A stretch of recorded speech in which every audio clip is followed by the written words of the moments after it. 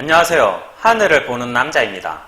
오늘은 석가의 일부 삶과 내용을 살펴보고 우리가 가야 할 길은 어디인지 한번 생각해 보도록 하겠습니다.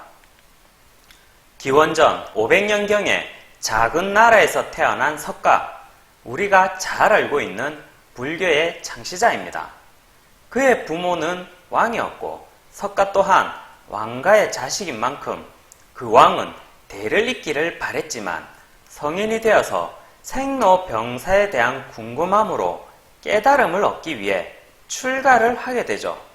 그래서 어렸을 적 이름은 시타르타라고 불렸으며 이것은 선을 나르는 자라는 뜻입니다. 많은 일화가 있겠으나 리틀 부다라는 영화를 참고하여 설명하자면 이 그림은 석가가 모든 권세와 부귀영화를 버리고 출가하여 깨달음의 수행을 하던 중 비가 오게 됩니다. 그런데 거대한 뱀이 나타나 석가 뒤에서 비를 피할 수 있도록 도움을 주는데요. 여기서 돌을 닦던 사람들이 이 장면을 신기해하며 석가의 제자가 되기도 하죠. 일방적인 상식으로는 분명 신기한 일이고 누가 보더라도 석가가 보통 인물이 아니라는 것을 알 수 있습니다. 하지만 한 가지 짚고 넘어가야 할 것은 이것은 석가가 영생하지 못한 이유이기도 한데요. 신명기 32장 2절에는 하나님의 교훈을 내리는 비라고 하였으며 풀과 채소 위에 담비라 하였습니다. 내리는 비가 생명의 말씀이고 풀과 채소는 사람을 뜻하기에 비를 맞으며 세상을 창조한 창조주가 주고자 하는 영생의 비밀을 깨닫기 위해 석가는 내리는 비를 맞아야 했으나 그것을 뱀이 막음으로써 신과의 소통에 문제가 생겼던 것입니다. 창세기 때 아담의 범죄로 인해 6천년 전 하나님이 떠난 빈자리를 뱀이 차지하게 되었고 세상을 지배하고 있었으며 성인군자가 태어나 예수님이나 석가처럼 신과 소통하는 것을 뱀은 극도로 싫어했던 것입니다. 자신의 나쁜 행동을 인생들에게 좋게 보이는 듯한 행함을 지속함으로써 계속 세력을 키워나갔던 것이죠. 이러한 뱀의 역할, 즉 사단의 큰 그림을 당시에는 알 길이 없었으나 지금은 이 뱀의 온갖 만행을 아는 사람들이 깨달음을 통하여 속속 등장하기도 하는 시기입니다. 계시록 20장 2절에는 뱀을 용이나 마귀로 표현하고 있으며 옛날 우리나라의 왕이 입었던 옷도 용포라 하여 용이 새겨진 옷을 입기도 하였습니다.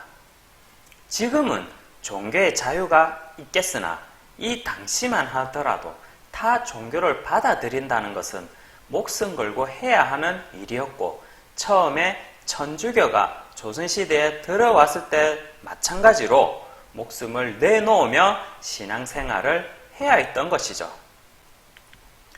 그리고 석가가 돌을 닦던 중 마귀가 다시 등장하게 됩니다. 마귀의 딸들을 이용하여 석가의 수행을 방해하였으며 그 이유 중 하나는 석가를 통하여 세상을 지배하기 위해서였죠. 판타지 영화 같은 걸 보게 되면 마왕이 부활하기 위해서는 인간의 그릇이 필요하다고 하죠.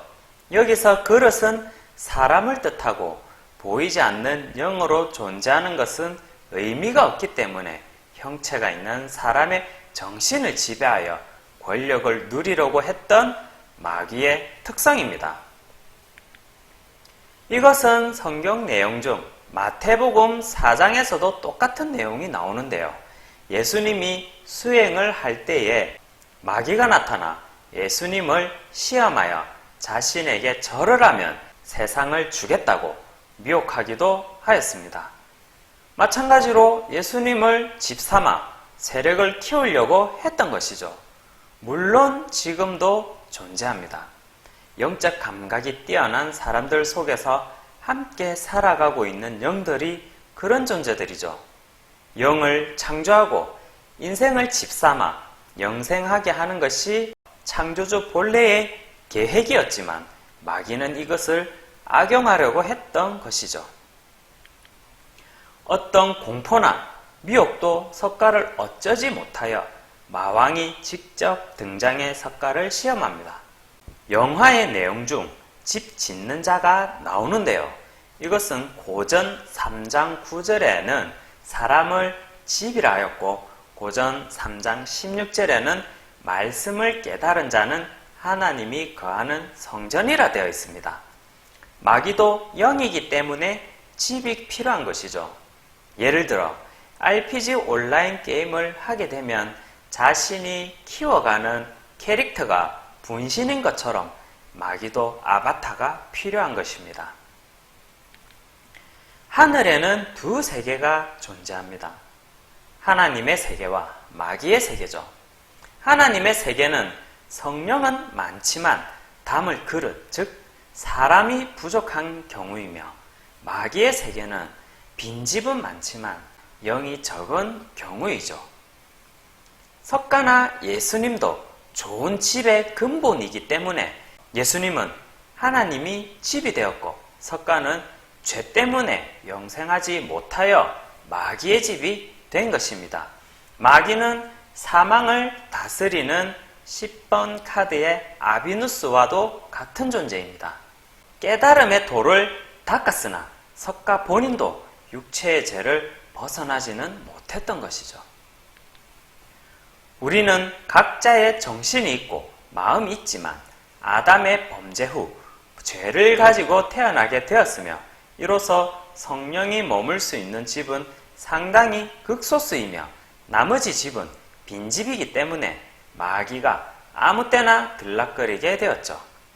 평소에도 착하고 얌전하던 사람이 도둑질을 한다든지 살인을 하는 등의 범죄를 저지르는 이유는 좋은 영이 함께 하지 않는 이유이겠으며 내가 내 정신이 아니었다 이런 이야기를 하는 것도 같은 맥락에서입니다. 죄는 미워하되 사람은 미워하지 말라고 하죠. 껍데기인 사람을 미워해봐야 옳지 않다는 뜻입니다.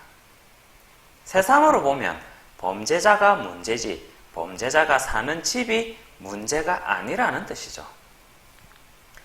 성철 스님이 열반에 들기 전 딸인 피리 스님에게 마지막 유언을 남깁니다.